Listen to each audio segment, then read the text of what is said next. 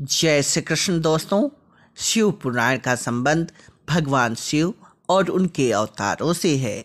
इसमें शिव भक्ति, शिव महिमा और शिव जी के संपूर्ण जीवन चरित्र पर प्रकाश डाला गया है। साथ ही इसमें ज्ञान, मोक्ष, व्रत, जप, तप आदि के फल की महिमा का भी वर्णन मिलता है।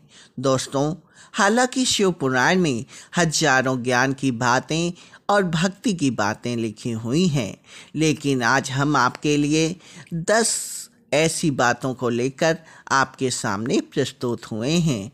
तो चलिए दोस्तों, बिना किसी विलंब के आज का वीडियो शुरू करते हैं। दोस्तों, अच्छे मार्ग से धन संग्रहित करें और संग्रहित धन के 3 भाग करके 1 भाग धन की वृद्धि के लिए, 1 भाग उपभोग में और 1 भाग धर्म कर्म में व्यय करना चाहिए।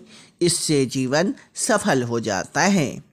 दोस्तों, क्रोध कभी नहीं करना चाहिए और ना क्रोध उत्पन्न करने वाले वचन बोलने चाहिए। क्रोध से विवेक नष्ट हो जाता है और विवेक के नष्ट होने से जीवन में कई संकट खड़े हो जाते हैं। इसी तरह दोस्तों, शिवरात्रि व्रत करने से व्यक्ति को मोक्ष, भोग दोनों की ही प्राप्ति होती है और महान पुण्य की प्राप्ति होती है। पुण्य कर्मों से भाग्योदय होता है और व्यक्ति को सुख प्राप्त होता है।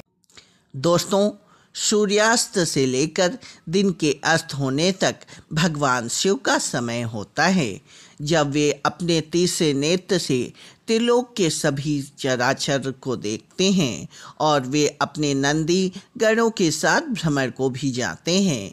इस समय व्यक्ति यदि कटु वचन बोलता है, कलह क्रोध करता है, सहवास करता है, भोजन करता है, यात्रा करता है या कोई पाप कर्म करता है तो उसका घोर अहित होता है। दोस्तों, मनुष्य के लिए सबसे बड़ा धर्म है सत्य बोलना, सत्य का साथ देना, और सबसे बड़ा अधर्म है असत्य बोलना, असत्य के साथ खड़े होना। दोस्तों, सत्य बोलकर आप अपने जीवन को सुलभ और सुंदर बना सकते हैं। दोस्तों, कोई भी कार्य या कर्म करते वक्त व्यक्ति को खुद को साक्षी या गवाह बनाना चाहिए कि वह क्या कर रहा है। अच्छा या बुरा सभी के लिए वह खुद जिम्मेदार होता है। उसे यह कभी नहीं सोचना चाहिए कि उसके कर्मों को कोई देख नहीं रहा है। यदि वह मन में ऐसे भाव रखता है तो कभी भी पाप कर्म नहीं कर पाएगा।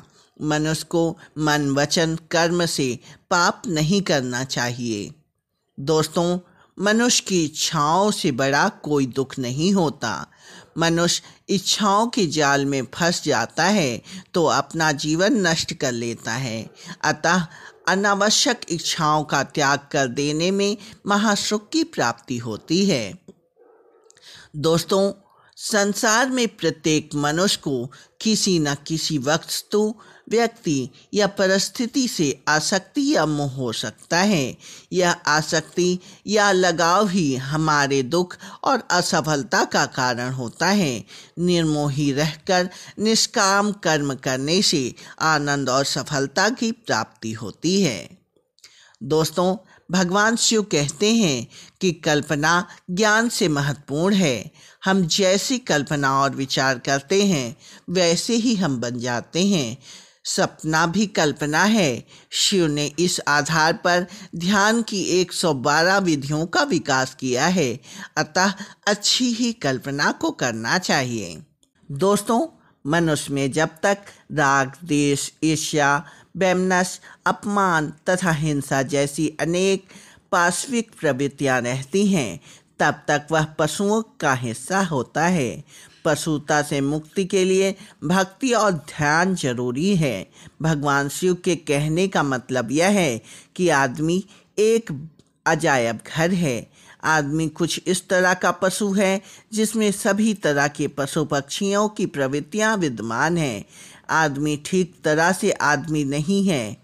आदमी में मन से ज़्यादा सक्रिय होने के कारण उसे मनुष्य कहा जाता है, क्योंकि वह अपने मन के अधीन ही रहता है।